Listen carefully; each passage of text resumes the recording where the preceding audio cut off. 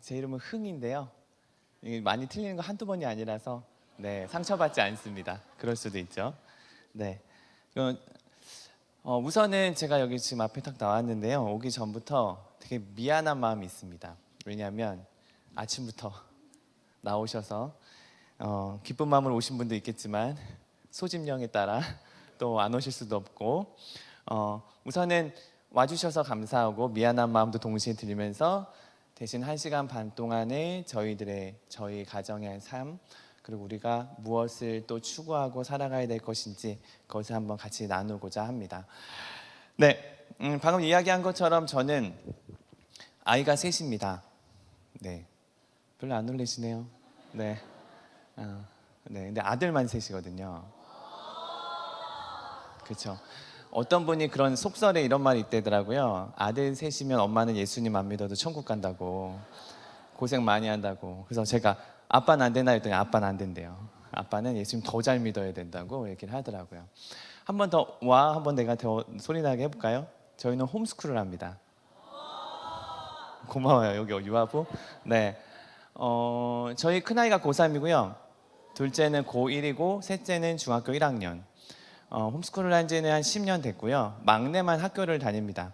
막내는 친구를 너무 좋아하고 핸드폰을 사주겠다 중학교 안 가면 얘네들 설득에서도 거절을 하고 나 핸드폰 필요 없다.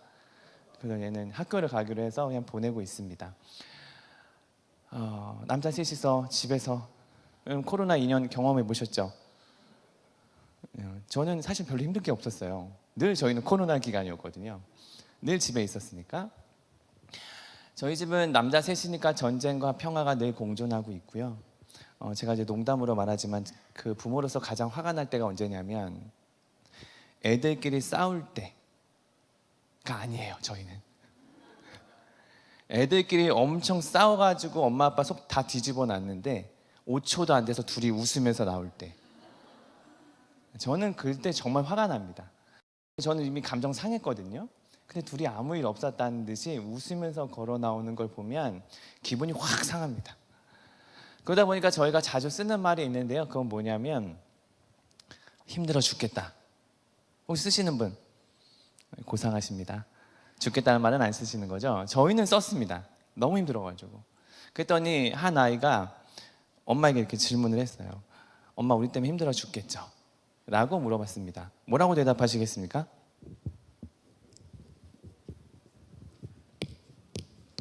네, 유아부 대답 잘하시던데. 뭐라고 말씀하실 것 같아요?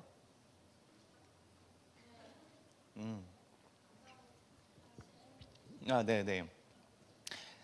제 아내가 제가 가끔씩 현숙한 여인이라는 말을 쓰거든요. 뭐라고 얘기했냐면 거짓말하면 안 되잖아요. 힘들어 죽겠어. 하지만 너희랑 함께하는 것이 엄마한테 더 행복해, 더 의미가 있어라고 그렇게 이야기를 했습니다. 다 진실이잖아요. 근데 우리도 제가 그 이야기를 들으면서 되게 지혜로운 대답이다. 왜냐하면 사실은 우리도 화가 나면 어떻게 나요? 바로 직설적인 말이 나오지 않나요? 레이저를 쏘던지. 근데 문제는 이 속 깊은 얘기는 잘 안 끄집어내잖아요. 그래도 너랑 있는 게 얼마나 행복한데 말이 안 나오잖아요. 지금 뭐지 뱉었는데.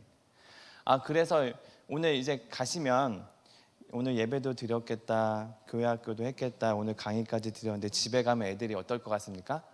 집에 가면 쑥대밭 되지 않았을까요? 그렇죠? 갔었을 때 다시 흥분하는 순간 오늘 들었던 모든 건 다 잊어버립니다. 그때 뭐라고 하셔야 되냐면 라고 하지만 그래도 내가 너희랑 있어서 행복하다 라고 이야기를 해준다. 왜냐하면 아이들은 독심술이 없어요. 엄마 아빠가 무슨 말을 마음속에 있는 말을 알 수가 없습니다. 저는 이거를 교회 학교에서도 동일하게 써야 된다고 생각합니다. 우선은 내가 맡고 있는 교사가 아니라 아이들. 예쁜 애들도 있지만 쉽게 말하면 예쁘다는 건 말 잘 듣는 애들이죠. 말 정말 안 듣는 애들 있지 않나요? 제발 다른 반 갔으면 좋겠는데 꼭 우리 반에 들어온 애들 있잖아요. 그런 애들에게도 동일하게 화를 내지만 죄송하지만 저도 지금 분반 공부하고 왔거든요. 초등학교 고학년.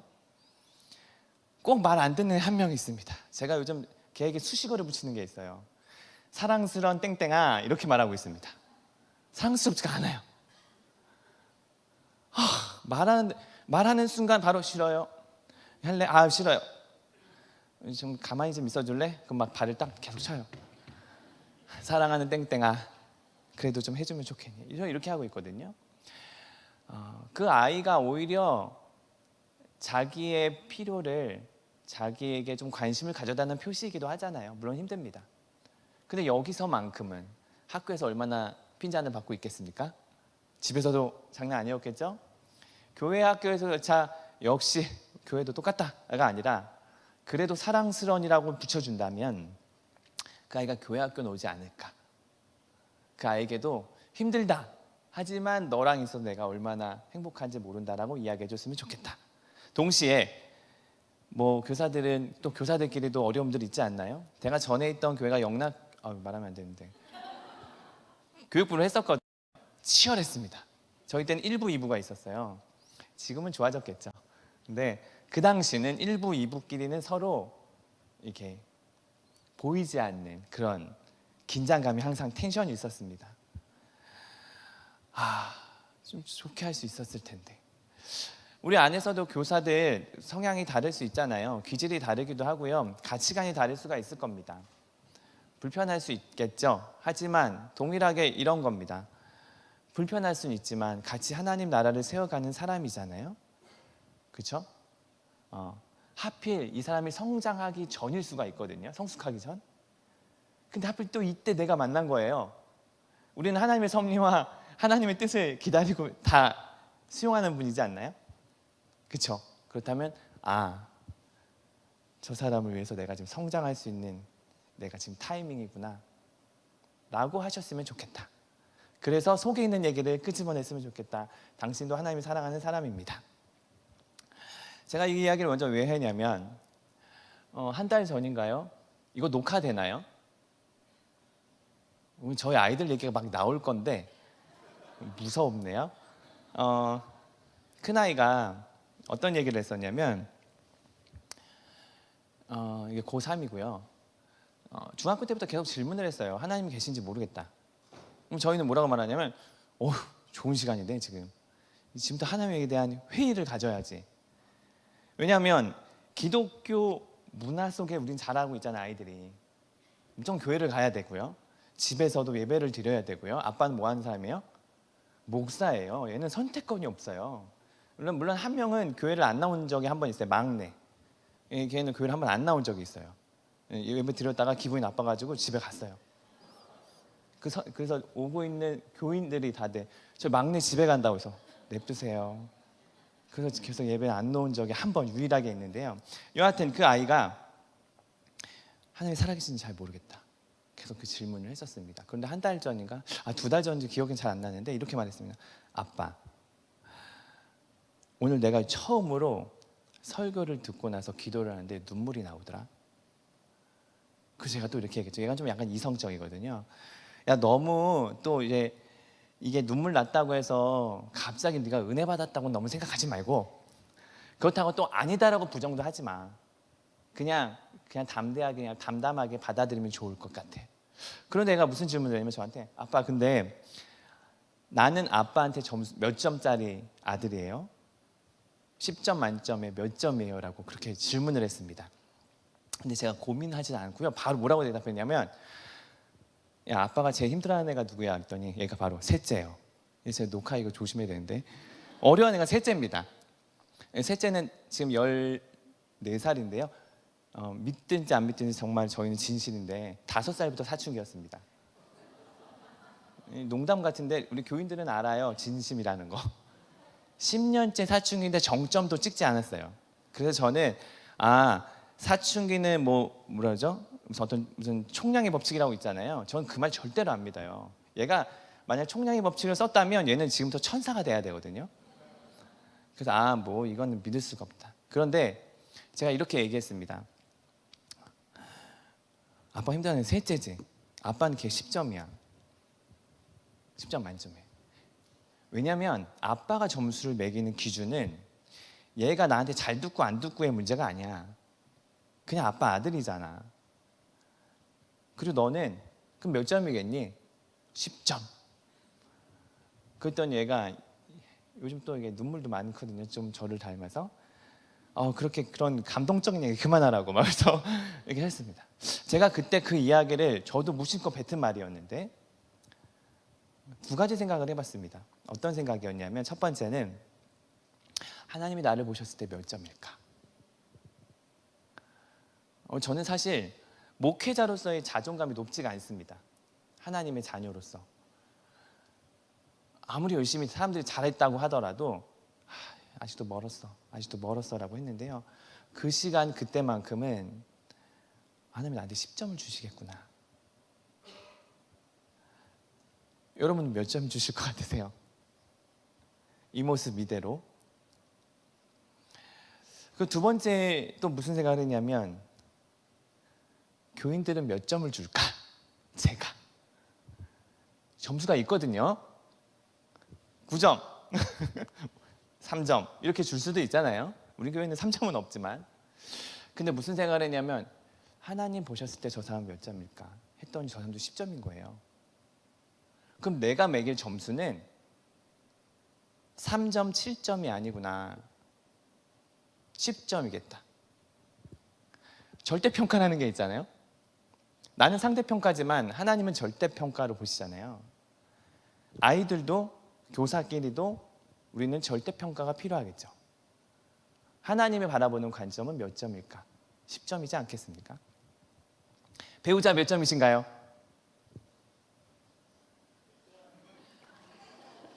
점수가 크게 안 나오시네요.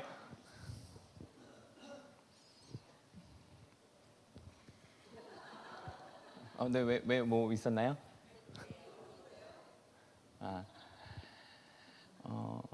우리가 네, 점수 때문에 힘들잖아요. 학업의 점수도 힘들고요. 배우자도 점수를 줍니다. 근데 그 점수가 왜 힘드냐면 상대평가거든요. 저 집 하면 내 배우자 딱 점수가 나오거든요. 그런데 만약에 하나님의 관점으로 절대평가를 본다면 내 배우자는 10점이겠죠.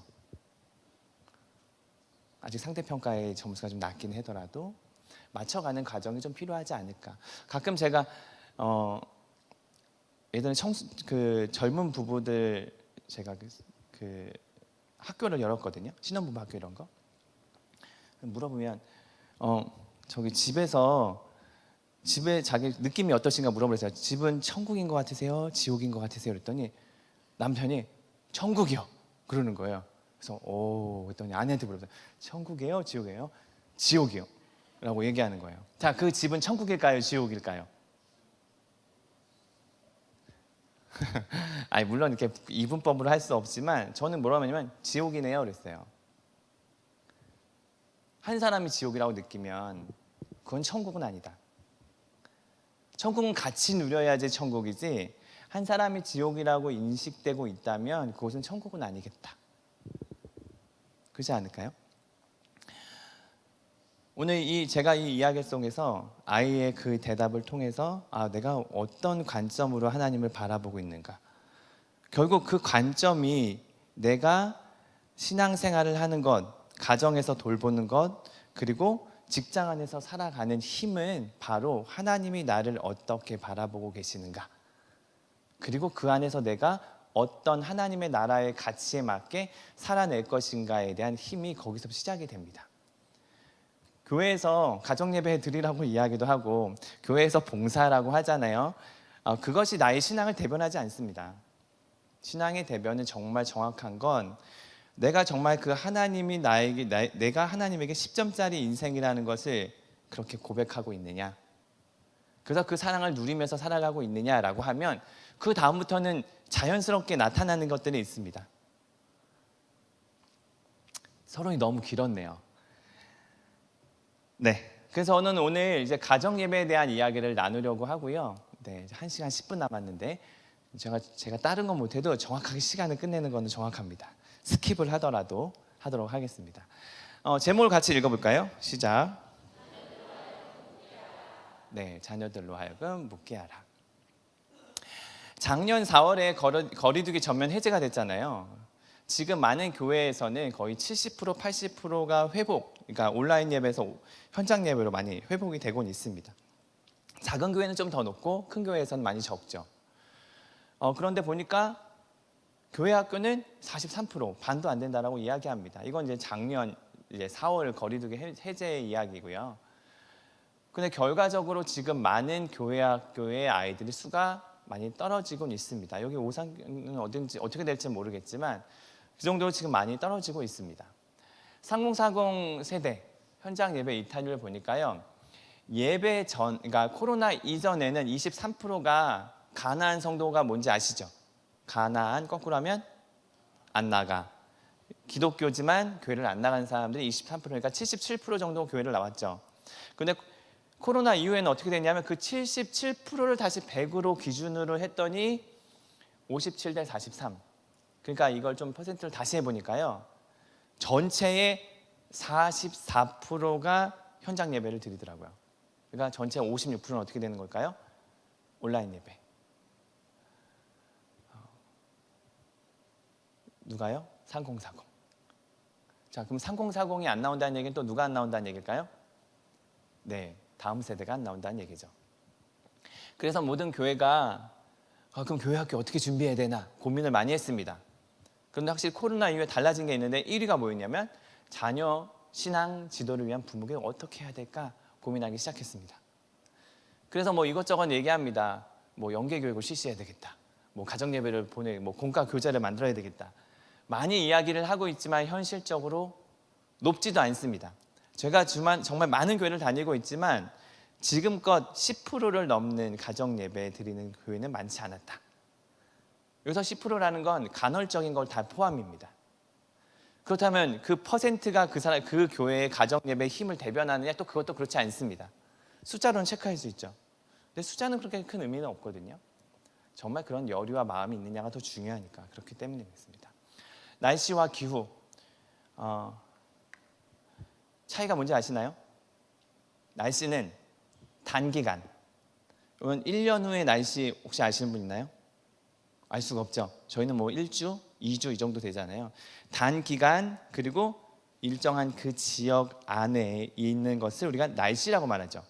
기후는 뭐라고 그러냐면은 뭐 10년, 20년 된 정도 그리고 넓은 지역을 우리는 기후라고 합니다. 뭐 아열대 기후 뭐 이런 거 들어보셨잖아요.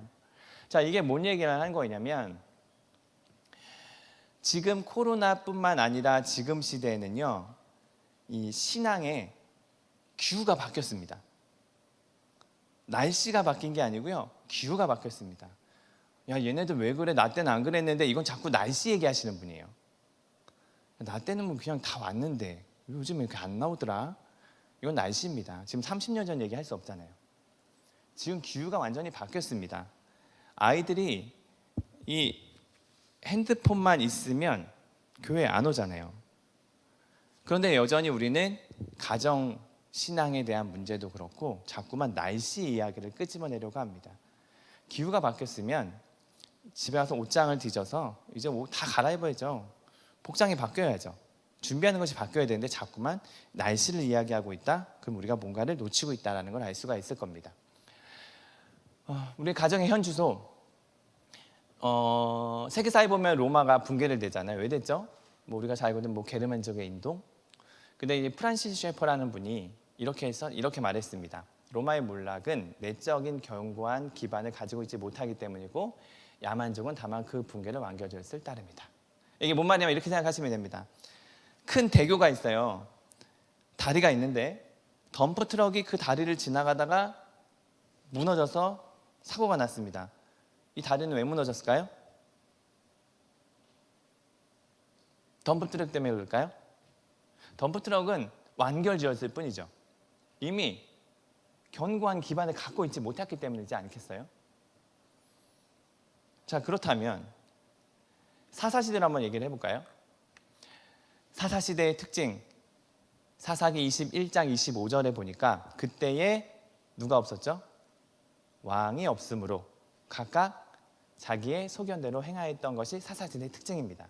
사사시대는 언제부터 시작되냐면 지금 이 사사기 2장에 보면 나와 있습니다. 그 세대의 조상들이라는 건요, 여호수아와 장로들이 죽고 난 이후에 어떤 세대가 됐다고 그랬죠? 다른 세대. 다음 세대라는 것은 넥스트 제너레이션이라고 하는데요. 여기 다른 세대는 어나더 제너레이션이라고 하는 겁니다. 그러니까 다른 세대가 왔어요. 왜요? 리더가 죽었거든요. 그러니까 다른 세대 올 수 있지라고 말을 할 수가 없는 겁니다. 사실은. 왜냐하면 신명기 6장에 보면 우리가 쉐마귤이라고 혹시 들어보셨나요? 네, 부모에게 명령합니다. 너가 아이들 갈 때든지 누웠을 때든지 앉았을 때든지 하나님의 말씀을 가르쳐. 이마에다 테필린을 붙이기도 하고 문설주에다가도 메주자라는 성경 구절을 집어넣기도 해서 계속해서 기억하게끔 해. 누가요? 누구한테 명령했다고요? 부모에게. 교사에게 명령하지 않았습니다. 부모입니다. 저희 이야기가 언제 했냐면 이스라엘 백성들이 가나안 땅에 들어가기 전 모압이라는 곳에서 이야기를 한 겁니다. 그러니까 네 자녀들이 신앙이 떨어졌어요. 믿음에서 져버렸어요. 누구 잘못이라고요? 굳이 얘기한다면 부모입니다. 그런데 사사시대는요 어떻게 돌입됐다고요? 여호수아와 장로가 죽은 이후부터 그렇게 됐습니다. 왜 그랬을까? 간단합니다. 영적인 부모가 코마에 있기 때문에 그렇습니다. 코마가 뭔가요? 식물인간.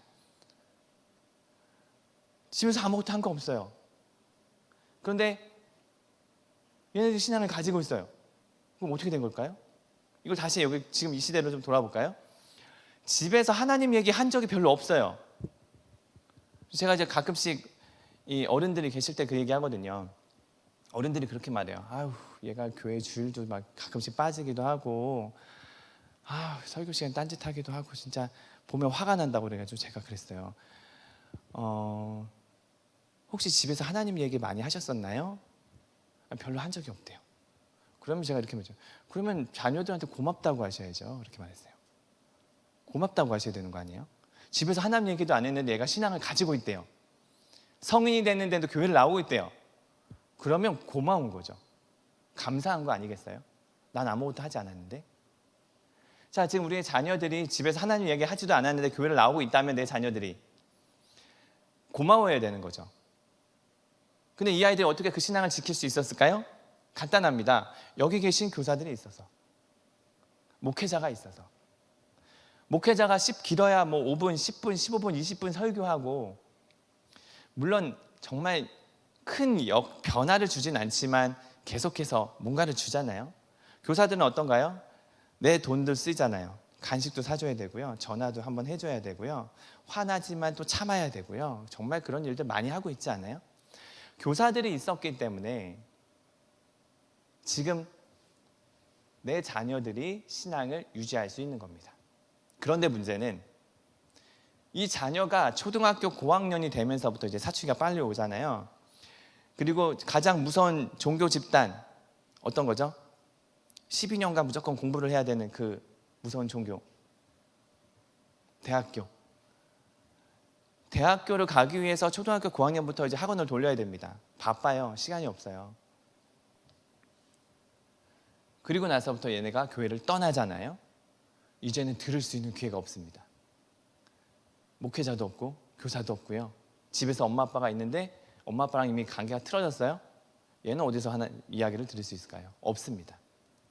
결국 부모는 영적인 코마라고 이야기를 하는 거죠. 다음 세대 위기는 코로나19는 가속화를 하긴 했지만 사실은 가정신학 교육의 부재다라고 저렇게 이야기하고 있습니다. 하나님 이야기, 우리 안에서, 우리 가정에서 이루어지고 있는가? 어떤 분이 저에게 이런 얘기를 하셨습니다. 요즘의 기독교 가정은 불신자 양성소랑 흡사하다. 뭐라고요? 불신자 양성소. 이건 좀 너무 세죠? 저도 이건 너무 과한 해석하니까 무슨 불신자 양성소에 하나님 없다라고 가르친 적도 없는데, 그런데 이거 뒤집어 보니까 이해는 되더라고요. 하나님이 없다라고 가르친 적은 없지만 하나님이 있다라고도 집에서 많은 얘기를 하지 않는 거죠. 저는 공교육을 부정하지 않습니다. 공교육의 특징은 하나님을 언급하지 않습니다. 어떤 특별한 종교를 언급하지 않습니다. 초등학교 6년, 중학교 3학년, 고등학교 3년 12년에 하나님을 언급하지 않는 순간 이 아이들의 머릿속에 뭐가 남는 거죠? 무신론이죠. 그렇지 않겠어요? 학교에서는 하나님에 대한 이야기를 하지 않는데 집에서도 이야기하지 않아요? 그럼 뭘까요? 하나님의 이야기를 들을 기회가 없습니다. 우리는 자녀를 사랑합니다. 그렇죠? 그래서 사랑하기 때문에 어떻게 하냐면 자녀를 경쟁 한복판에 밀어넣잖아요. 왜요? 한국에서 살아남기 위해선 해야 돼. 그래서 이 아이를 경주마로 키웁니다. 그렇죠? 경주마는 몇 등 해야 될까요? 1등. 그래서 부모는 아이를 경주마로 두고 부모는 기수가 됩니다. 채찍과 당근을 가지고 1등 해야 돼. 혹시 여기서 전국 1등 한번 해본 적 있는 분? 내 자녀가 전국 1등. 수능 1등 해본 적 있으신 분? 네, 지금 제가 뭐 엄청 많이 다녀봤지만 전국 1등은 한 번도 없더라고요. 반의 1등은 좀 있더라고요. 그래서 제가 바꿨어요. 반 1등 하니까 이제 전국 1등으로 이제 바꿨거든요. 그런데 자, 아이들이 좋은 점수를 받는 건 부모의 마음이잖아요. 근데 못 받아요. 그럼 엄마 좀 마음 속상하지 않겠습니까? 그런데 더 속상한 게 있습니다. 더 속상한 사람이 있죠. 누굴까요? 본인입니다. 자기 아이들. 그 아이들이에요. 엄마 아빠의 기대 알거든요. 그런데 안 되잖아요. 이렇게 도태된 경주마들이 시간이 변하면 야생마로 바뀝니다. 야생마의 특징은 통제, 불능.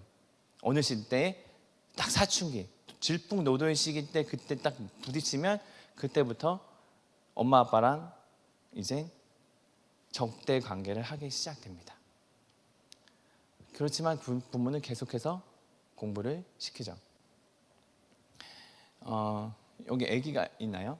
아이 없죠? 그럼 요거 예화를 하나 넣어도 되겠네요. 제가 전에 한 그 전 교회에서 여자 집사님 댁에 신방을 갔습니다. 그때 중학생 아이, 남자아이가 하나 있더라고요. 보통 예배 드릴 때 아이가 같이 예배 드리기 쉽지 않잖아요. 근데 얘가 앉아 있어요. 그래서 와, 대견하다. 와, 그러고 있는데 예배 드리는 도중에 얘가 벌떡 일어나더니 자기 방으로 가버리는 거예요. 이건 뭐지? 예배가 집중이 안 되는 거예요. 내가 뭐 실수했나? 그래서 예배를 끝나자마자 그 아이 방에 갔어요. 들어와도 되니? 들어오세요. 야, 근데 나 궁금한 게 있어. 너 왜 중간에 일어나니? 이랬더니 이렇게 말하더라고요. 그 시간은 수학 푸는 시간입니다. 근데 뭐 이런저런 잠깐 얘기하는데 갑자기 또 나갔다가 들어오면서 간식을 가지고 와요. 무슨 시간일까요? 간식 시간이죠. 나랑 얘기해도 얘는 간식을 갖다 와야 되는 거예요. 그래서 얘한테 너무 궁금해서 너는 소원이 뭐니? 라고 물어봤어요. 이 아이가 뭐라고 말했냐면 저 소원은요, 우리 엄마 칼로 이렇게 하는 거래요. 근데 이게 얼굴이요, 그냥 기계적인 애 있죠, 정말. 그래서 두 번째 소원을 물어봤습니다. 두 번째 소원은 뭐니? 큰 누나랑 작은 누나도 같이. 그래서 좀 섬뜩했습니다. 세 번째 소원을 좀 또 물어봤어요.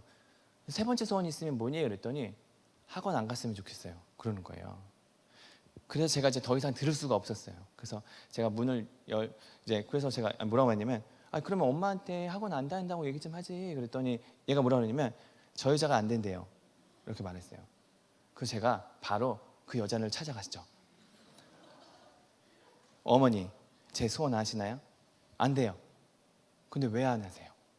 그때 뭐라고 말했냐면, 그냥 이분들 중산층입니다. 그냥 보통 셋 중에 하나는 공부를 좀 해야 되지 않겠냐. 첫째 큰 딸을 시켰더니 열심히 시켰는데 중간밖에 안 된 거예요. 그래서 얘는 아니구나. 둘째 딸을 또 공부시켰더니 얘는 바닥을 쳤어요. 얘는 포기해야 되겠구나. 셋째 아들이거든요. 셋째는 아들을 시켰더니 초등학교 고학년에 쉽게 말해 탑을 찍은 거예요. 중학교 때도 탑이에요. 그래서 이 엄마가 하는 일상의 언어가 뭐냐면 확인, 점검, 통제, 확인, 점검, 통제, 확인, 점검, 통제. 그 아이가 기계적이 될 수밖에 없지 않겠어요? 그래서 학원을 좀 쉬게 하시죠. 안 됩니다. 저랑 친한 목사님이 대치동에서 이제 부목사 생활을 하셨거든요. 월요일은 저희가 쉬는 날이니까 월요일 놀러 갔습니다. 그랬는데 그때가 초등학생이었으니까 큰아이랑 동갑이었어요. 근데 얘가 수학학원을 가야 된다고 하는데 두통약을 먹더라고요. 그래서 쟤 왜 먹어? 그랬더니 수학학원 가기 전에 두통약을 먹는데요. 왜? 스트레스가 많아서. 그래서 제가 그랬죠. 아, 애한테 벌써 초등학부터 먹이면 어떡해? 그랬더니 뭐라고 말했냐면 너가 대치동 살아봐! 3, 4년은 다들 기본 다 끝내놓고 와. 초등학교 때는 여기는요, 그게 과장인지 모르겠지만 그 당시 사실 어린이집이나 유치원 구하기 어렵잖아요. 대기를 해야 되잖아요. 여기는 대기할 거 없어. 왜냐면 영어 유치원으로 다 몰리기 때문에 한국 유치원은 대기자가 많대요. 이미 다 영어를 하는 애들이 많으니까. 그 얼마 지나서 이분이 또 한번 집에 놀러 갔더니 수학학원을 그만뒀다고 하더라고요. 자, 여기서 퀴즈. 이 아이는 수학 어떻게 됐을 것 같으세요? 수학 성적. 믿음으로 안 먹여야 되겠다 했습니다. 어떻게 됐을 것 같으세요? 막 마음속에 꿈틀꿈틀 거리죠. 잘 됐으면 좋겠다 막 그런 거 있잖아요. 성적 떨어졌습니다. 당연하죠. 학원을 안 다니는데 어떻게 따라가요?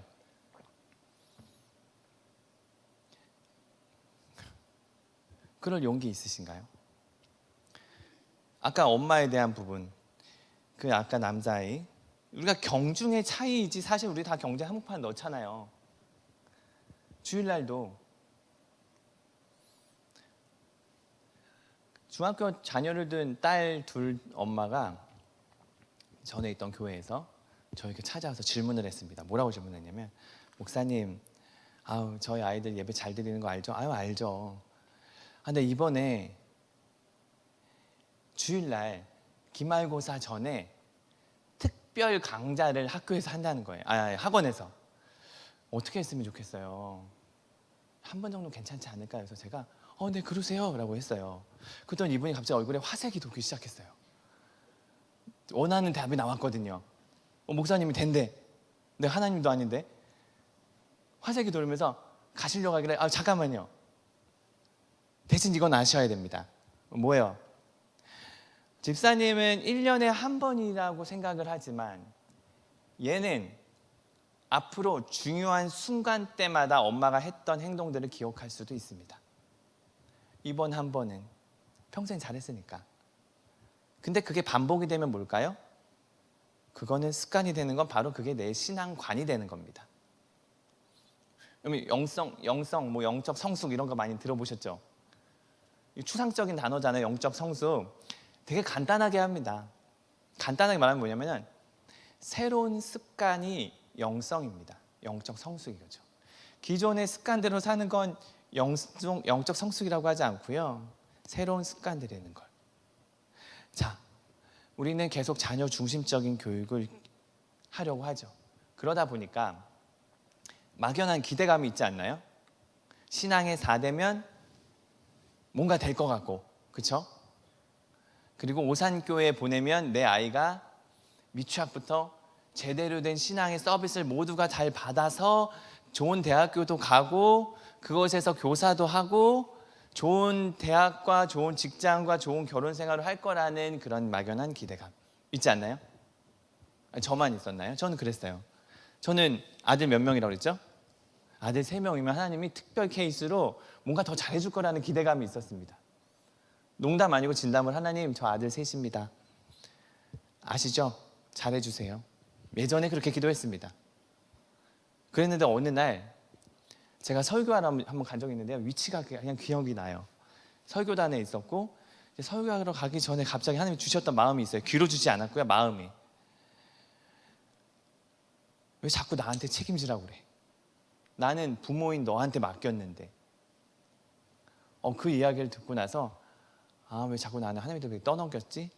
내가 해야 되는구나 라는 생각을 하게 됐습니다. 막연한 기대감이 있잖아요. 내 자녀가 나보다 신앙 좋기를 기대하시는 분 손 들어볼까요? 안 되면 이상합니다. 들어야죠. 자, 그렇다면 이제 들지 마시고 생각해 보시면 됩니다. 과거에 부모님이 신앙생활을 하신 분이라면 그분도 동일하게 내 자녀를 위해서 기도하지 않았겠어요? 지금 여러분들을 위해서 신앙이 성장했으면 좋겠습니다. 공부도 잘했으면 좋겠습니다. 근데 좀 됐잖아요. 이 정도까지. 물론 기대치가 좀 낮아질 수밖에 없지만 그래도 이 정도 왔잖아요. 여기까지. 근데 이걸 아셔야 돼요. 그 당시는요, 북 하나만 있어도 교회를 다 옵니다. 그렇지 않아요?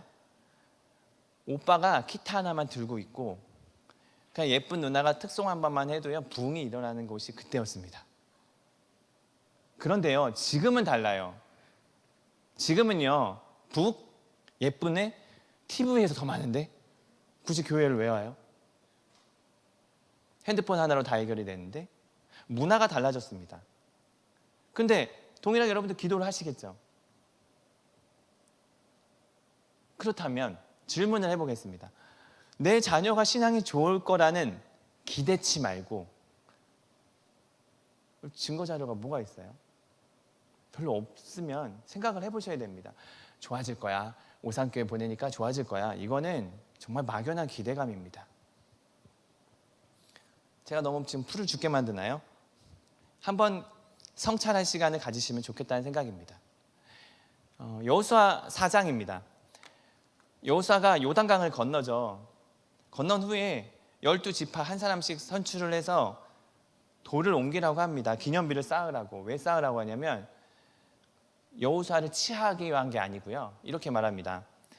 훗날에 기념비를 보면서 네 자녀들이 묻거든. 여호와의 손이 강하신 것과 그렇기 때문에 너희가 여호와를 경외해야 돼 라고 얘기해줘 라고 이야기를 하는 겁니다. 아까 제가 처음에 제목이 뭐였나요? 자녀들로 하여금 묻게 하라. 이게 우리의 신앙인 거죠. 자녀들로 하여금 묻게끔 만드는 것. 자, 그렇다면 교회와 가정의 신앙이 왜 분리가 왜 우리의 지금 신앙에 대한 다음 세대 전수가 안 될까? 저는 첫 번째는 이겁니다. 교회와 가정의 신앙이 분리가 되었다. 교회에서 다 알아서 해주는 걸로 돼버렸습니다. 여러분, 교회를 여기 교회를 옮기신 분들 있을 텐데요. 교회를 선택 기준 3가지 뭔지 아시죠? 교회를 선택할 때 이사했어요. 첫 번째, 목사님의 설교. 두 번째는 넓은 주차장. 세 번째,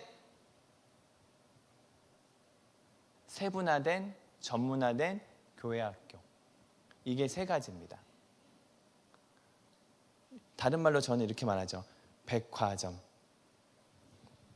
다 있어요. 문화 강좌도 되게 다양하고요. 성경 공부도 많습니다. 교회에서 다 알아서 해줍니다. 나는 여기만 가면 되고요. 나는 고상하게 이렇게 앉아서 있다가 다 마치고 손만 붙잡고 가면 됩니다. 그걸 뭐라고 말하냐면요, 떨태기 부모라고 합니다. 들어보셨나요? 떨태기? 모르시나요? 자녀들의 신앙교육의 부모의 역할은 뭡니까? 라고 할 때 떨태기. 저도 어디 강의에서 들었는데요. 이겁니다. 아이들을 교회 학교에 떨어뜨렸다가 차에서 1시간 대기하고 있고 끝날 때 어떻게 하면 돼요? 태우고 오면 떨태기. 이렇게 하더라고요. 떨태기 부모. 근데 제가 다시 한번 질문을 해봤습니다. 차에서 대기하지 않고 주일 예배를 드렸다면 이 부모도 떨태기 부모일까? 그럴 수도 있겠다. 왜냐하면 집에서 아무 얘기도 하지 않고 있다면 차에 있건 예배를 드리건 차이가 뭐가 있을까? 자꾸 교회가 모두에게 넘깁니다. 가정에서 해야 될 역할들을 안 하고 있는 거죠. 두 번째는 부모와 자녀의 관계의 분리입니다. 저는 이 두 번째가 되게 중요하다고 생각하고요. 제가 사역을 지금 한 10년째 강의를 하고 있는데요. 초창기 3년은 제가 저희 막내 아이가 저희 아이들이 7살, 5살, 2살 때부터 가정예배를 드렸거든요. 그래서 다양하게 여러 가지 방법을 막 하면서 고안했던 게 책으로 나왔어요. 그 당시에. 그때 정말 블루오션이었고요. 그 당시 지침서라는 게 없었거든요. 그래서 강의가 이제 막 오기 시작했습니다. 왜냐하면 매뉴얼 좀 가르쳐주라고. 그래서 3년간 열심히 매뉴얼을 가르쳐줬는데요. 안 변해. 그 잠깐 하다 멈춰요. 그래서 왜 그럴까 생각해보니까 패러다임을 시프트 시켜야 되는데 가정이 뭐고 그리고 예배가 뭐고 부모의 역할이 뭐고 그거를 가르치기를 시작했습니다. 그래서 다시 이제 중간기는 패러다임 시프트 중요하고 그 다음에 매뉴얼을 설명하면 되겠구나 했는데 그래도 뭔가 항상 불편한 게 있어요. 알고 봤더니 이 세 번째가 항상 걸린 거였습니다. 가정 예배를 드리려고 해도 관계가 다 깨져 있는 거예요. 자, 아빠와 자녀가 서로 사이가 좋지 않아요? 혹여나 여기 계신 분들 중에 자녀랑 사이가 안 좋은데요, 오늘 제 강의를 듣고 마음의 감동을 받아 집에 가자마자 자, 이제부터 이번 일주일에 6번 가정 예배를 드리기로 하겠다 라고 했었을 때 사이가 좋지 않은 우리 자녀가 뭐라고 말도 못하겠죠? 생각을 할까요? 이렇게 생각하지 않겠어요? 와, 우리 아빠 철들었다 할까요? 아닙니다. 이렇게 생각하겠죠? 아, 나 아빠 진짜 싫은데 우리 아빠가 잘 믿고 있는 하나님도 싫어. 근데 그 하나님은 뭘 만들었대요? 가정 예배를 만들었대요. 더 싫지 않겠어요?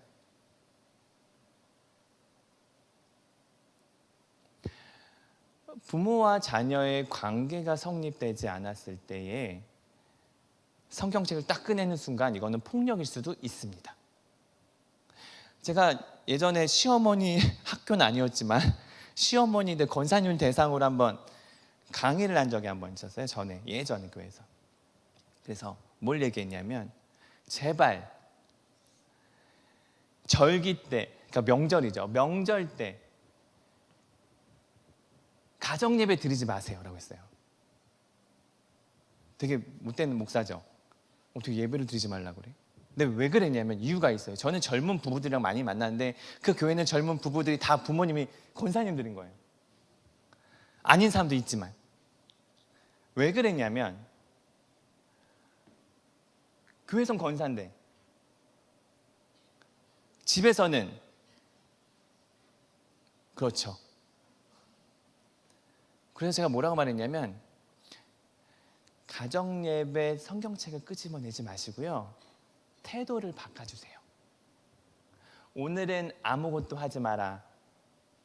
내가 다 할 테니.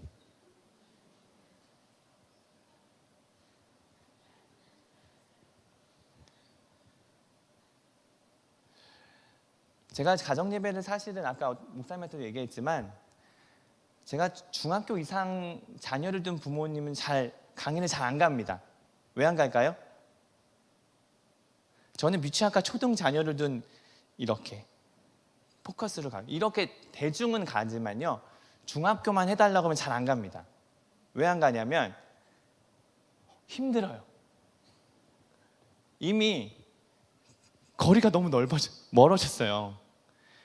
학교 공부를 해야 되는데 이미 부모님이랑 관계가 끊어졌는데 거기에서 내가 얘기를 하는 건 엄마들은 계속 아이고만 해요. 제가 거기서 뭐 할 말이 없거든요.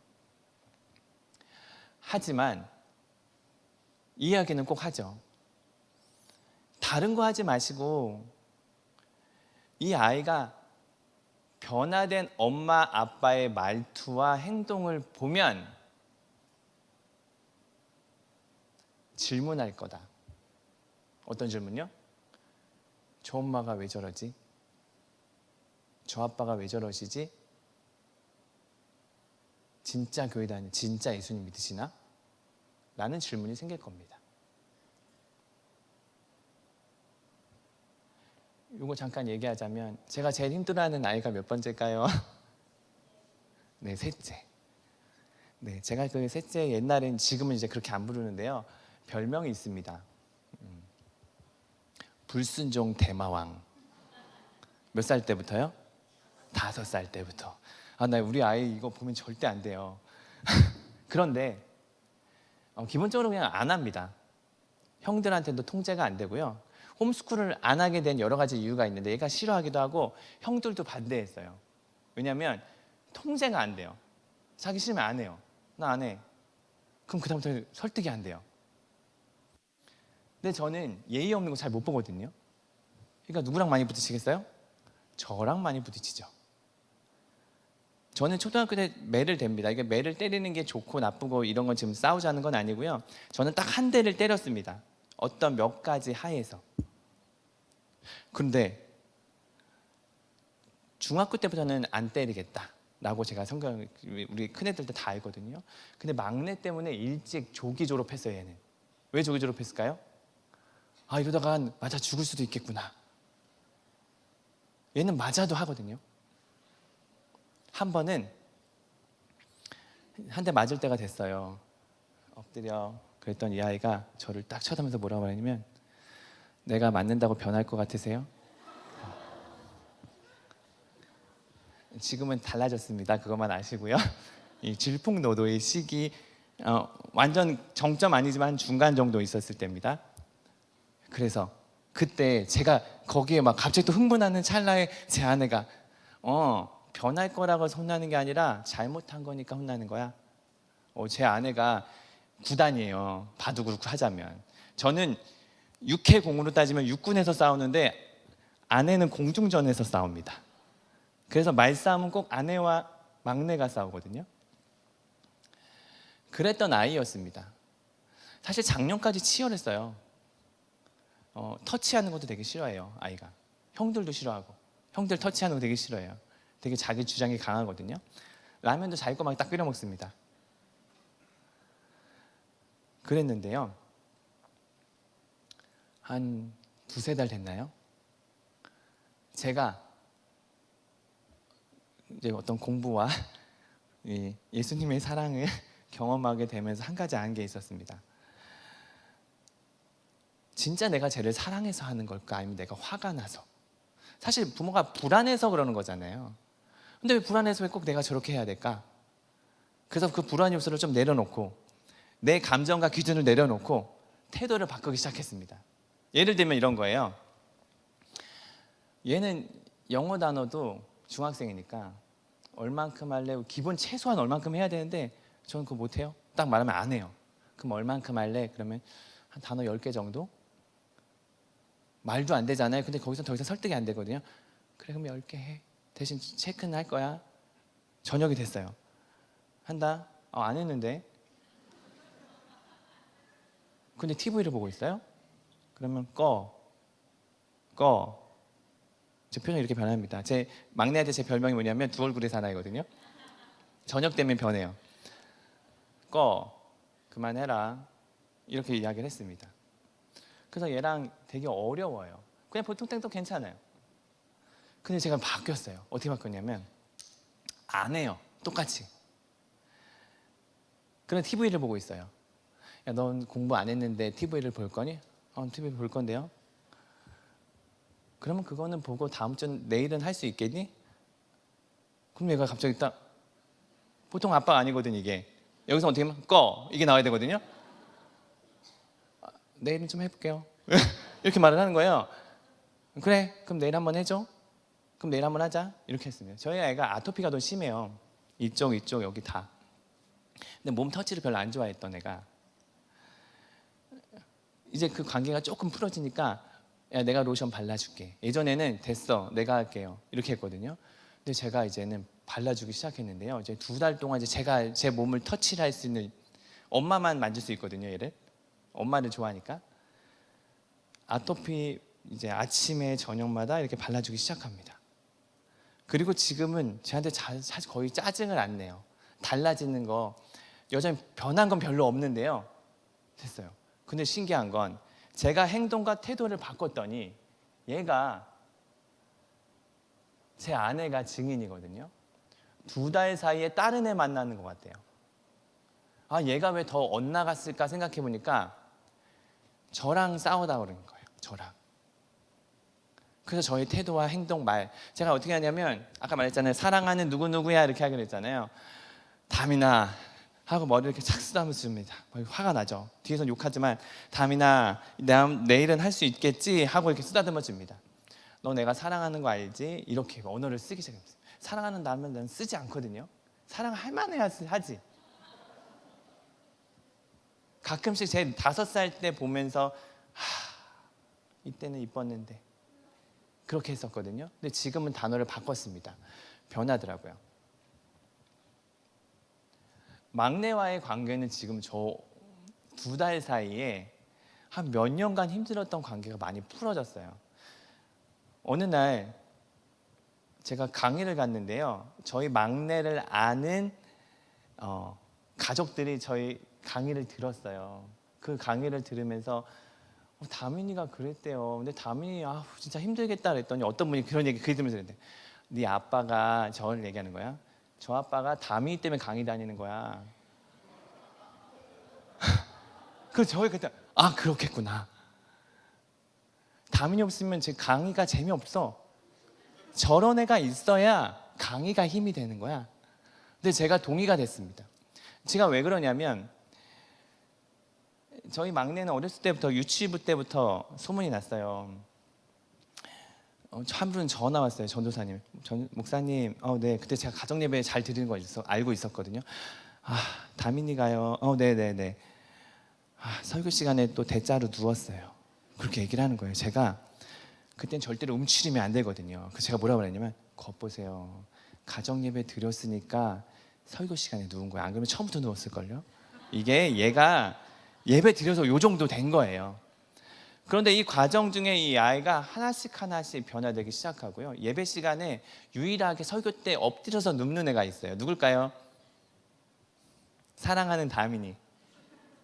항상 뒷자리에 앉는 애가 있어요. 누굴까요? 3달 전까지 맨날 싸웠어요. 앞에 가라. 싫어요. 가. 하고 딱 가버려요. 지금은요, 제가 누워도 뭐라고 하지 않는데 이제는 자기가 앞자리로 가요. 신기하죠? 가라고 할 땐 안 가고 이제 아무 말 안 하니까 가요. 오늘도 앞에서 2번째 줄에 앉더라고요. 결국 우리가 자녀와의 관계는 결국 엄마의 말과 행동의 생각의 변화가 필요합니다. 자, 제가 이렇게 길게 말했냐, 좀 이따가 또 한번 다시 얘기해 드릴게요. 부모가 항상 교회에다가 책임을 떠넘기는 게 아니고 부모가 해야 됩니다. 부모의 역할은 수문장, 게이트키퍼, 문직입니다. 아이들이 영어 수학을 못 보고 집에 돌아왔어요. 그럼 부모는 어떻게 해야 되나요? 잘했어. 이렇게 할 수만 많지 않을걸요? 어떻게 하나요? 학원을 보내든가 과외를 붙여주겠죠. 이게 뭐예요? 게이트키퍼입니다. 못한 것까지 어떻게 하겠어요? 키워주면 되지. 비 맞고 왔어요? 그거 어떻게 할 수 없잖아요. 우산을 줘도 맞고 온다는 애가 있는데. 그럼 어떻게 해요? 집에 와서 씻겨야죠. 환복해야죠. 눕혀야죠. 이게 게이트키퍼인 거예요. 맞고까지는 어떻게 할 수 없죠. 그런데 신앙은요, 게이트키퍼 역할을 잘 못합니다. 왜 못할까요? 안 보여요. 왜 안 보일까요? 부모가 안 보여요. 지금 부모는 경쟁 한복판에 밀어넣은 아이의 상황만 보이거든요. 확인, 점검, 통제할 것만 나오거든요. 이 주파수가. 그러니까 얘가 신앙이 어떤지에 대한 고민이 깊이 들어가지 못합니다. 마음 한구석엔 항상 있죠. 그래도 주일은 나가니까. 부모의 역할은, 어떻게 보면 가정의 역할은 이겁니다. 가는 곳마다 여호와의 이름을 부르는 것. 다른 말로 뭘까요? 네, 예배하는 것. 예배하면 너무 거창하니까 하나님의 이야기가 오고 가는 것이라고 이야기할 수 있습니다. 아브람과 롯은 부자였고요. 사촌지간이었지만 차이가 뭐냐면 아브람은 가는 곳곳마다 여호와의 이름을 불렀다는 게 차이입니다. 수직적 선교사. 자, 내 자녀나 손주가 선교사가 되었으면 좋겠다고 생각하시는 분 가끔씩 있더라고요. 손 들어볼까요? 가끔씩 있어요. 왜 없죠? 이렇게 좋은 걸? 저도 안 들 거예요. 저는 원래 선교사가 꿈이었기 때문에 저희는 양평을 선교지라 생각하고 있거든요. 네, 이거는 얘기가 너무 길어지니까. 원튼 원치 않든 간에 내 자녀나 내 손주는 중학생이 되는 순간 선교사가 됩니다. 왜요? 기독교 분포율을 봤더니 청소년 기독교 복음화율이 3.8%. 이게 뭔 말이냐면 요즘 한 반에 한 27명 정도 되잖아요. 25명으로 치자면 25명이 4%가 돼야 한 명인 거잖아요. 그럼 3.8%는 복음화율이 안 돼 있는 거잖아요. 복음화율을 이걸 미전도 종족 옛날에 다 들어보셨죠? 미전도 종족은 5% 이하일 경우를 미전도 종족이라고 그러거든요. 지금 청소년은 미전도 종족입니다. 그러니까 얘가 중학교에 들어가서 문을 누르륵 하고 열었는데 들어갔더니 복음화율은 누구만 돼 있어요? 나만 돼 있어요. 자, 이 아이가 밥 먹을 때 기도할 수 있을까요? 쉽지 않을걸요. 그렇지만 우리는 초등학교 때 뭘 준비하고 나가나요? 영수는 기본 하고 나가야 되지만 이 아이에게 신앙으로 혼자 설 수 있는 방법, 이중 언어를 쓰는 것들을 가르쳐주지 않습니다. 얘네들은 선교사거든요. 그것만일까요? 볼까요?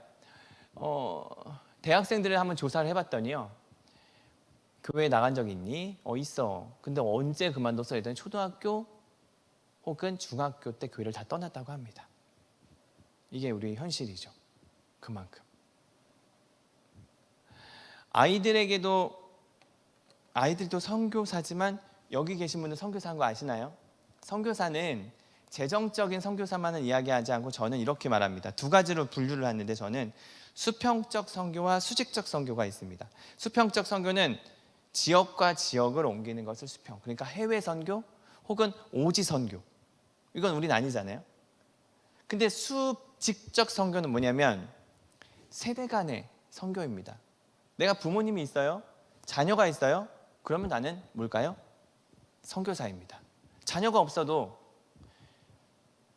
학생들이 있잖아요, 교사들이면.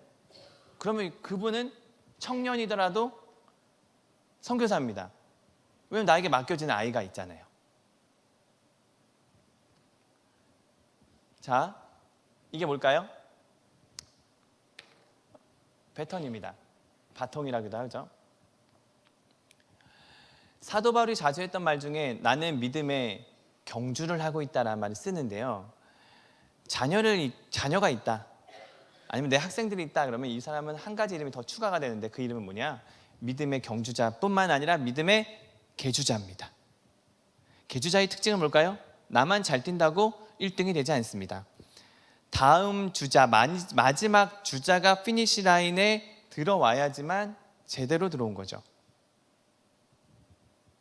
그런데 우리는 지금 피니시 라인에 가긴 갑니다. 근데 뭐를 놔두고 갔을까요? 배터는 없어요. 신앙이라는 그 믿음의 끈이 배터는 없고 어떻게든 가기만 하는 그 모습, 우리에게 있는 것은 아닐까. 나도 아이도 선교사인 걸. 그래서 책인데요, 완벽한 부모는 없다라는 폴 트립이 쓴 책에 이렇게 말합니다. 부모를 허락한 이유는 자녀를 알도록 하기 위함이다.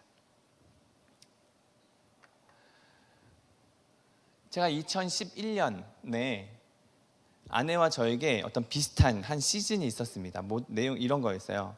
하나님이 저에게 주셨던 마음이 있었는데 그 마음은 이거였습니다. 너 신앙생활 제대로 하는 거 맞아? 라고 했었을 때 저는 이 질문에 쉽게 답변을 할 수 없었습니다. 왜냐하면 네, 저 열심히 신앙생활 잘하고 있죠 라고 하면은 건방져 보이잖아요. 그렇죠? 아무리 목사래도 그건 좀 아닌 것 같고, 그러면 아니요, 잘 못하고 있어요 라고 말하는 건 또 자존심이 상하잖아요.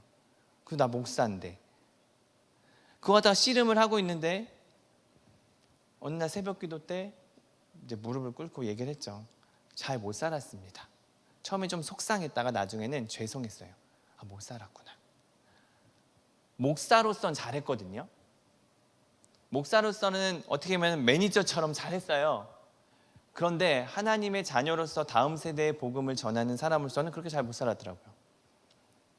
그리고 그때부터 아내와 저에게 어떤 변화가 있었고, 부부끼리 절대 쓰지 말아야 할 금지어들을 사용하기 시작했습니다.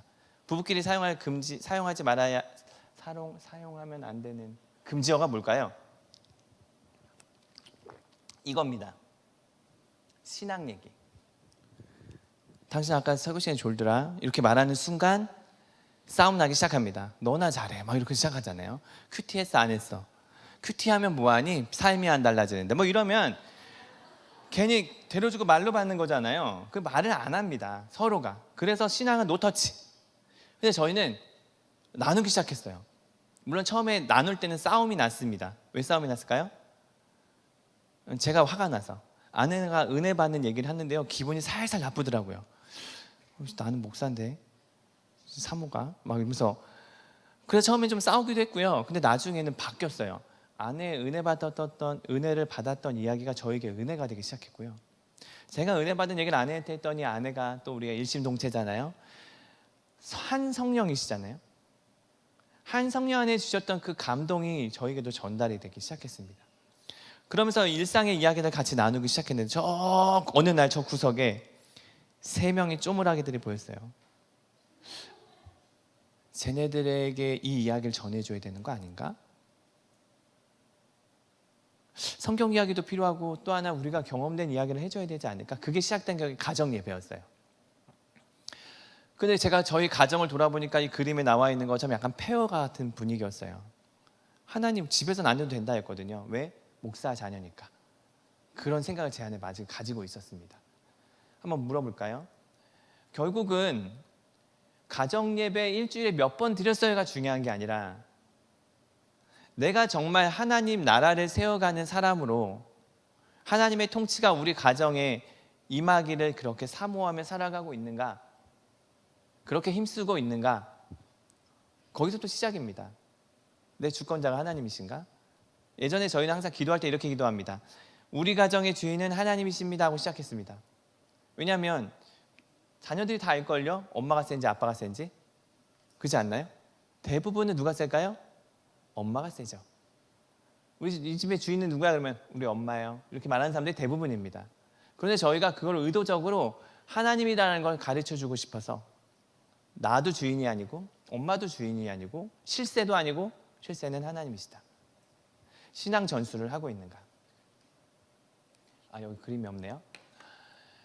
제가 전에 있던 교회가 숭실대학교 옆에 있는 상도중앙교회라고 있습니다. 거기서 제가 가정예배학교로 6주간 진행을 했거든요. 12명의 엄마들을 데리고. 그래서 이제 가정예배 시프트, 이 패러다임을 정해주고 매일마다 예배를 드릴 수 있게 해줬습니다. 그래서 처음으로 가정예배를 시작한 사람들도 있었어요. 어느 날 6주 끝나고 한 남자 집사님이 간증이라고 말하는지 어쨌든 그런 간증할 기회가 있었습니다. 내용은 이거였어요. 이분이 어느 날 이제 숙제가 있으니까 항상 가정예배를 드렸죠. 또 성실해요. 어느 날 토요일 날 낮잠을 자고 있는데 둘째 딸이 아빠를 깨웁니다. 이거 딸 둘인 부부. 딸이 둘이거든요. 7살, 5살일 거예요. 제가 정말 부러워하는 가정이죠. 전 아들만 셋이라 딸의 그 느낌을 잘 모르겠어요. 근데 이 5살짜리 딸이 아빠를 깨웠어요. 아빠. 왜? 아빠 손가락이 펼쳤어요. 이게 뭔 말이냐면 이 아이가 방아쇠 수지 증후군이라고, 사실 어른들도 많이 있잖아요. 이게 안 펴지는 거예요. 근데 그 다음 말이 더 놀라웠습니다. 예수님이 펴주셨어. 그래서 이 아빠가 꿈이구나 라고 생각을 했대요. 그래서 꿈인 줄 알고 여보 일로 와봐, 얘가 손가락이 펴졌다는데 라고 했는데 꿈이 아니었던 거예요. 근데 아내도 몰랐대요. 근데 저 예수님 펴주셨다니 누구한테 들었는지 모르는 거죠. 근데 더 놀라운 두 번째 사건은 뭐였냐면 한 달 후에 어떤 일이 일어났냐, 손가락이 다시 원상태로 돌아갔습니다. 근데 이 아빠가 이렇게 말씀하셨습니다. 사실 제가 하나님에게 딱 한 가지 기도 제목이 있었대요. 그게 뭐예요? 그랬더니 하나님이 정말 살아계시면 내 딸, 막내딸 손가락 한 번만 펴주세요. 그래서 그냥 계속 펴달라고 했었으면 좋았을 텐데 한 번만 펴달라고 했던 거죠. 근데 이분이 약간 눈시울이 붉어지면서 뭐라고 말했냐면 다시 구부려져도 괜찮습니다. 살아계신 거 나 알았으니까. 작년에 그 가족을 만났어요. 우연히 그 교회를 지나가다가. 근데 고등학교가 됐어요 벌써 그 아이가. 근데 이 아이가 수술을 했대요. 근데 그분도 얘기하더라고요. 자연 치유는 하나님의 역사고 수술은 하나님의 역사 아닌 건 아니잖아요. 근데 어쨌든 수술해서 펴졌습니다. 자, 이 이야기를 들었으면 여러분은 어떤 생각을 갖게 되나요? 이게 간증 집회 온 거 아니잖아요. 이런 간증을 들으면 우리는 마음속에 뭐가 있죠? 와가 아니라 불편하다. 왜요? 우리가 간증이라고 생각할 때는 보통 결과물을 생각하거든요. 그렇죠? 근데 간증은 결과물이 절대 아니거든요. 사도 바울이 2차 전도 여행을 떠납니다. 루스드라, 더베, 이고니움은 거기서 막 복음을 전하다가 유태인들이 따라와서 돌로 맞춰요. 죽였어요. 죽은 줄 알고 성 밖으로 내보냈어요. 그런데 더 놀라운 사실, 밤에 사도 바울이 어떻게 됐죠? 일어났습니다. 지금 시대에 나타났으면 사도 바울은 뭐만 하면 될까요? 직장 없어도 됩니다. 간증 집회 다니면 돼요. 일어났어요. 돌을 다 맞아 다 죽었다고 생각했는데, 저는 그런데 그거를 간증이라고 생각하지 않습니다. 진짜 간증은 그 다음 얘기예요. 다시 일어나서 성을 돌아가고 다음 성에 또 복음을 전하러 갑니다. 이게 뭐라고요? 이게 간증이다. 변한 거 없고 결과물이 없지만 여전히 또 그 한 걸음을 또 떼고 있는, 20년째 그 얘기를 하고 있다면, 여전히 기도는 하고 있지만 그래도 그 걸음을 떼고 있다면 그건 간증이죠. 그럼 여러분들은 어떤 삶을 살고 있는 걸까요? 여전히 아직까지 안 들어주시고 있나요? 그게 아니잖아요. 계속해서 그것을 향해서 오늘도 한 발짝을 떼고 있다면 그게 간증인 거죠. 이분은 6주 만에 변화가 있었습니다. 그냥 이건 변화지 간증이라고 말할 수는 없어요. 우리가 계속해서 하나님의 말씀 앞에서 우리가 어떻게 살 것인가에 대한 고민이 필요하죠. 부모와 자녀의 관계 분리. 네, 제가 그 세종시에 한번 강의를 간 적이 있는데요. 강의가 끝나고 나서 이제 집이 머니까 저녁 예배였어요. 끝나고 빨리 가야 되겠다. 그래서 차를 타고 딱 나가려고 했는데 노 장로님, 권사님이 따라오신 거예요. 그래서 네, 무슨 일 있으신가 했더니 자기가 궁금한 게 하나 있다는 거예요. 그래서 뭐예요? 그랬더니 40살 된 우리 아이가 있다. 그래서 그러세요? 우리의 큰 숙제입니다. 그러시군요. 근데 어떤 게 숙제인가요? 얘가 집에 가끔 내려오는데 항상 얼굴에 타투를 하고 온대요. 문신을 하고. 그럼 결국 아빠는 얼굴도 얘랑 쳐다보지도 않고 오면 그냥 분위기 쎄하는 거죠. 어떻게 해야 될지 이 아이를. 그래서 제가 뭐라고 얘기했냐면 그러면 다음번에 또 다른 타투를 하고 오면 이렇게 한마디 하시면 좋겠습니다. 뭐라고요?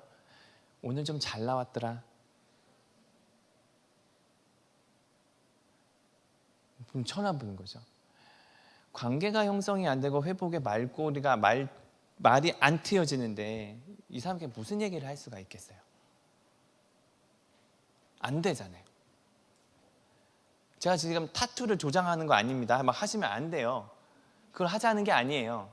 그 아이에게 소통할 수 있는 기회를 줘야 되잖아요.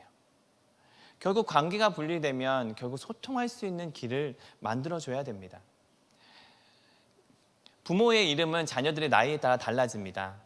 0세부터 2세까지는 케어기버, 캡스, 코치, 컨설턴트.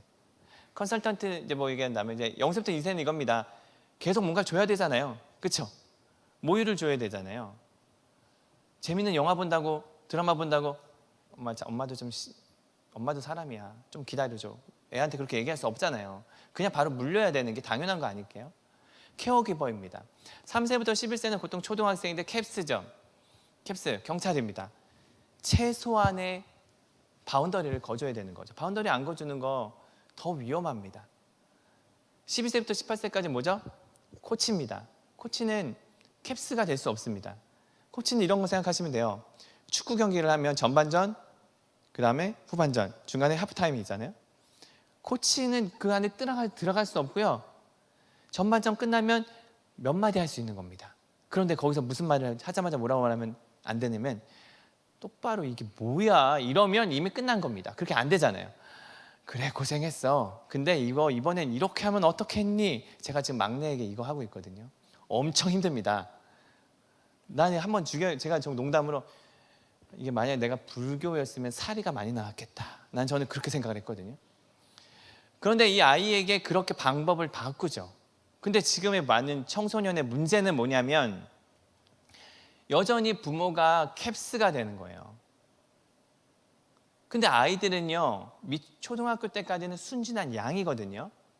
근데 초등학교 고학년 중학생이 되면 얘네들이 이제 청카바를 입고 깽단처럼 행동을 합니다. 자, 그러면 깽단이 된 아이들과 여전히 캡스를 주장하고 있는 부모와 싸움이 났습니다. 누가 이길까요? 현실적으로는 엄마 아빠가 이겨요. 금지시키면 되거든요. 외출 금지, 핸드폰 금지, 용돈 없어, 못해 합니다. 그런데 문제는 아이가 입을 닫죠. 문을 닫죠. 그리고 더 제일 마음 아픈 거, 마음을 닫아버립니다. 누가 이긴 거죠? 뭐 다 지긴 한 거죠. 지금 제일 많이 어려운 부분이 청소년 때 자꾸 엄마 아빠가 캡스가 돼버려서 누가 이기든 해보자고 계속 이야기를 하는 겁니다. 이건 누가 이길 수 없는 게임이거든요. 질 수밖에 없는 겁니다.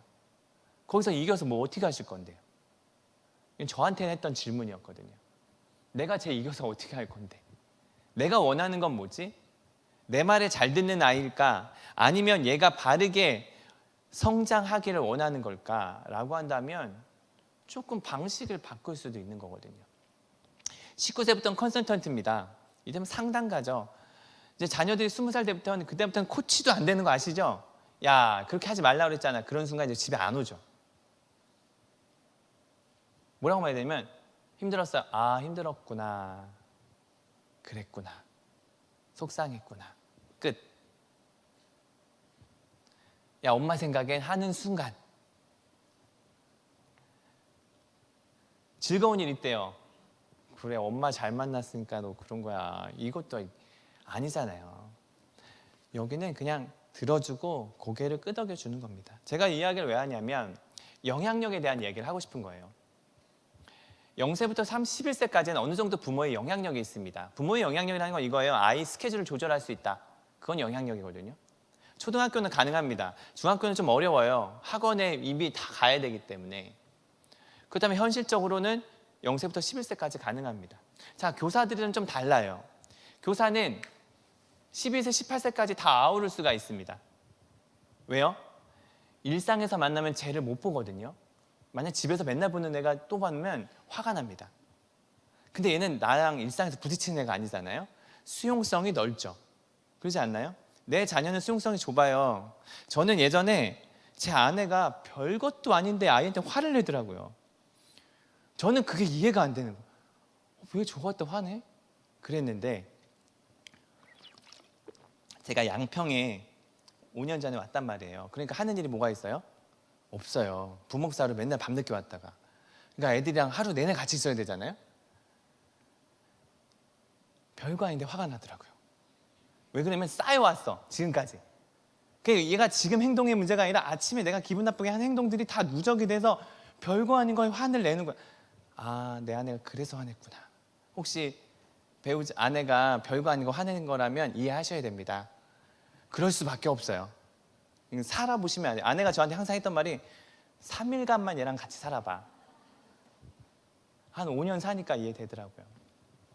결국은 영향력에 대한 문제입니다. 결국 어떻게 해야 될까요? 근데 엄마 아빠는 바빠요. 왼쪽에 둘 다 2학년 아이의 편지인데요. 일기장인데요. 엄마가 있어 좋다, 나를 예뻐해 주니까. 냉장고가 있어 좋다, 나에게 먹을 걸 주니까. 강아지가 있어 좋다, 나랑 놀아주니까. 아빠는 왜 있는지 모르겠다. 참 잘했어요. 뭐 띵 이렇게 나왔죠. 자, 오른쪽.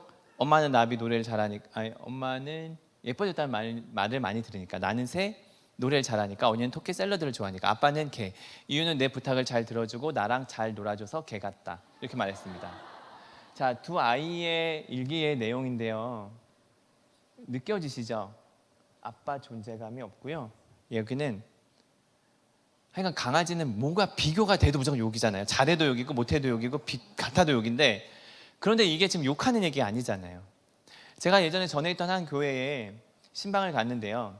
아들 둘이었어요. 저희 큰애랑 둘째 아이랑 나이가 똑같았어요. 그때는 6학년, 4학년이었던 것 같은데, 뭐 얘기하다가 야, 너네 소원이 뭐야? 그랬더니 이 아이가 뭐라고 그랬냐면, 네, 제 소원은요, 아빠가 1년간 해외 출장 갔으면 좋겠어요. 그러는 거예요. 왜? 그래서 엄마한테 물어봤어요. 엄마 소원이 뭐야? 그랬더니 그 엄마가 내 남편이 한 1년간 해외 출장 갔으면 좋겠대요. 엄마가 했던 얘기 따라하는 거죠. 근데 얘기를 들으니까 이해가 됐어요. 왜냐하면 이 아빠가 평일엔 집에 안 있고 주말에만 오는데 애들을 엄청 잡는데요. 행동 하나, 공부 안 한 거 이런 걸 자꾸 잡아버리니까 애들도 아빠랑 관계가 틀어진 거예요. 그래서 토요일마다 이 집은 항상 피신을 다닌대요. 아빠 아침 준비하고 아이들 데리고 나갔다가 저녁 밤늦게 들어온대요. 아빠가 관계 틀어졌으니까. 애들도 아빠를 싫어해요. 바쁘죠. 아빠는 정말 바쁩니다. 그래서요, 제가 어때 한번 이거부터 해야겠네. 손석희 씨시죠? 엄청 바빴답니다. 근데 저는 이분의 가장 마지막 그 말이 제일 마음을 울렸습니다. 그래, 바빴지. 근데 그건 올바른 건 아니다. 이번에 OECD 국가에서 근로시간이 우리나라 4위인가, 제가 지금 가물가물한데 4위인가 그랬던 것 같아요. 4위고 독일의 근로시간 1.4배래요. 그만큼 바빠요. 너무 바쁘죠. 그러니까 어떻게 해요? 시간이 없어요. 물리적인 시간이 없어요. 양적으로도 안 돼요. 근데 질적인 시간도, 그 질적인 시간을 우리는 어떻게 쓰냐면 확인, 점검, 통제로 갑니다. 혹시 아빠들 여기 계시니까 아빠들 자녀들 혼을 낼 때 있잖아요. 혼을 낼 수 있다 저는 생각합니다.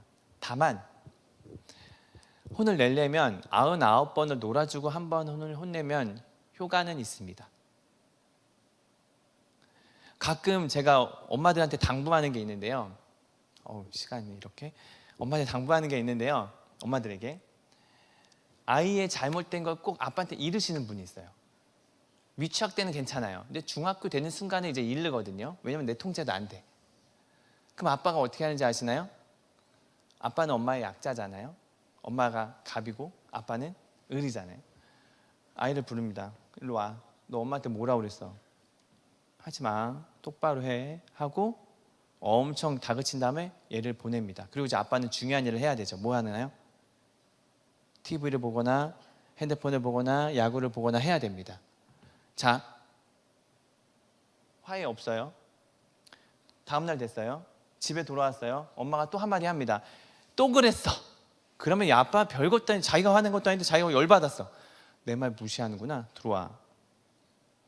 너 이씨. 이렇게 나옵니다. 자, 그리고 애가 풀이 죽어서 갔어요. 이 아빠는 지금 또 좀 중요한 뭔 일을 해야 되죠? 핸드폰을 보거나 신문을 보거나 하게 됩니다. 아이랑 화해할 시간이 없어요. 근데 되게 신기한 건 뭐냐면 엄마는 더 혼내거든요.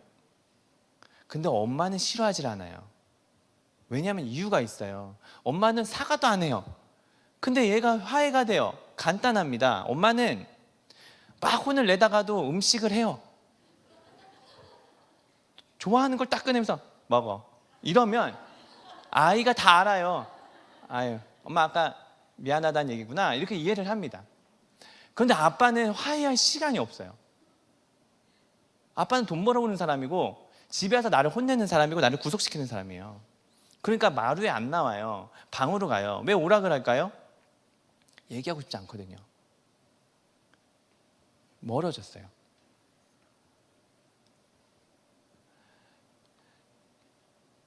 나이가 어리다면 저는 아이들이랑 보드게임, 저희는 교회에서 예전에 신방을 한번 갔는데요. 신방을 갔는데 얘도 초등학교 아이인데 아빠가 집에 들어와도 방 안에 있는데요. 아빠도 그게 편하대요. 자기도 쉬고 싶거든. 근데 대화가 없어지죠. 그래서 제가 보드게임을 한번 하시면 어떨까요? 자기 그게 될까요? 했는데 제가 보드게임을 그 다음 주에 갖고 왔죠. 같이 했어요. 애가요 한박 웃음이 된 거예요. 그래서 바로 이분이 보드게임을 다시 주문을 하셨죠. 정기적인 모임을 같이 보드게임을 시작하는 거예요. 하니까 아이들이 예배 드리면 보드게임 시켜주고 이거 아니고요. 그냥 먼저 노는 겁니다. 같이 놀고 놀면서 아빠랑 관계가 회복이 되면 자연스럽게 하나님 이야기를 끄집어내도 괜찮습니다. 게임, 롤 할 줄 아시는 분 손 들어 보실래요? 그러네요. 뭐 하시나요? 그렇군요. 네. 제가 코로나로 인해서 아이들이 다 무슨 현실 속에 살죠? 가상 현실 속에 살죠. 코로나는 수업도 인터넷에서 들어가야 되죠. 게임도 인터넷, 영화도 인터넷, 드라마도 인터넷, 카톡도 인터넷. 그러니까 얘는 현실 세계 속에서 잠깐 나왔다 밥 먹을 때만 나와요. 그래서 제가 생각을 해봤어요. 우리도 그러면 온라인 세계 속에 한번 들어가 보자. 쟤네랑 대화를 해야 되지. 어떤 대화를 할까 하다가 롤이라는 게임을 들어갔습니다. 아내랑 저랑. 롤은 몇 명이서 하나요? 저희가 몇 식구일까요?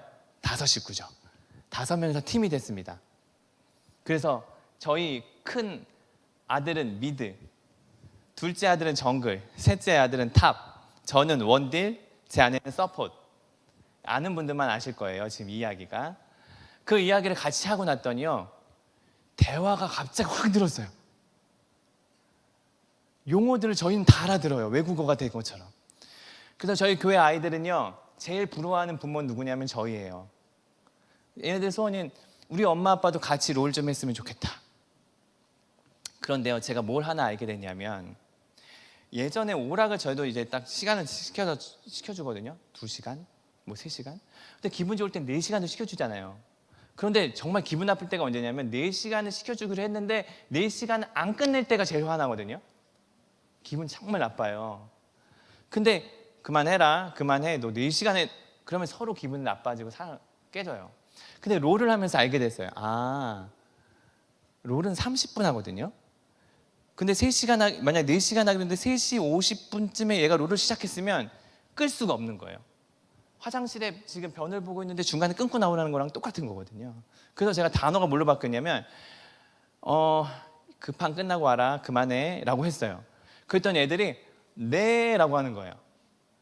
아, 내가 진짜 몰랐구나. 얘랑 싸우는 그 지점을 몰랐던 거예요. 나는 4시간이거든요. 난 착한 엄마니까, 아빠니까 4시간 더 시켜줬는데 이것이, 그걸 통해서 좀 안 게 있었죠. 아, 아이들의 눈높이는 되게 필요하구나. 같이 오락도 하고요, 같이 식사도 하고. 이건 엄마 없을 때. 엄마는 너무나 깔끔하신 분이라 지저분한 걸 못 보는데 저는 지저분한 걸 볼 수 있거든요. 너저분하게 지레밭이 됐다가 엄마 돌아올 때만 청소 딱 하시면 됩니다. 자, 같이 이렇게도 하고요, 같이 여행도 갑니다. 이건 재작년에 아이들이 그 검정고시를 보고 여행을 갔어요. 아이들 둘을 데리고. 누가 제일 좋아했을까요? 네? 네, 아시는 분 있네요. 엄마가 제일 좋아했죠. 엄마가 제일 좋아했고요. 근데 엄마가 딱 한마디를 더 했어요. 왜 막내는 안 데리고 갔냐? 나에게 자유시간이 좀 필요한데. 그래서 제가 막내를 또 데리고 갔죠. 따로 1대1로. 제 눈 보이나요? 저 눈 레이저가 24시간 저렇게 합니다. 근데 얘를 데리고 가서 찹스테이크도 먹이고 강원도에 가서 항상 하지 마라고 할 수밖에 없어요. 저희도 원래 룰이 있잖아요. 자녀들 교육을 할 때. 얘는 그 룰을 항상 벗어난 애거든요. 네모 안에 살아야 되는데 얘는 네모 언저리에서 밖으로 살아가는 애들이라 얘기를 했죠. 야, 내가 너에게 모든 걸 허락해주고 싶은데 가족이란, 사회생활이라는 건 그렇게 할 수가 없어 라고 했더니 얘가요, 수긍을 하더라고요. 가족여행 전 정말 적극 추천합니다. 온 식구 가는 거 좋지만 불편한 자녀들 있잖아요. 엄마한테는 첫째가 좀 불편하잖아요. 미안하고. 그럼 얘를 데리고 나가는 겁니다. 아빠가 좀 보라고 하고. 1박 2일 정도만 가도요, 충분히 이 아이를 용납할 공간이 생깁니다. 집에선 절대 공간이 안 생겨요. 같이 여행을 같이 가기도 하죠. 그 저희는 나눔도 합니다. 저희가 몇 년째 이걸 하고 있는데요, 일주일에 한 번씩 달력 나눔을 합니다. 이 나눔은 감격도라고 하는데, 감사행복, 격려위로 도전 변화됐던 이야기들 서로 이야기를 나누는 거예요. 저희 보이나요? 누구를 만났고 저희 아이랑 신경전도 벌이기도 했고 뭘 했고 이야기들을 같이 나눕니다.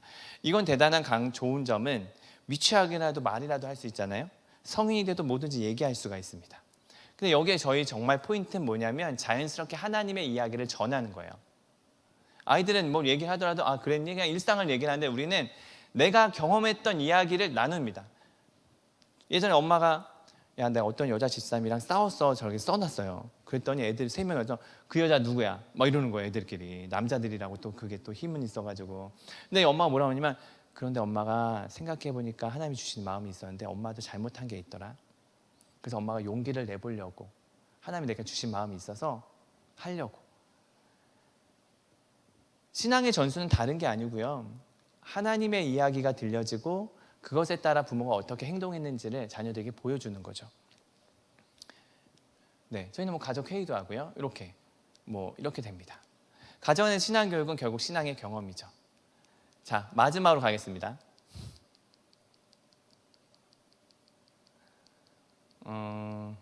네, 저 애들 한번 얼굴 보여드릴까요? 이거입니다. 앞에 있는 애가 막내. 허락받고 한 겁니다. 어떻게 허락받았을까요? 롤 한 판 시켜주고 허락받았습니다.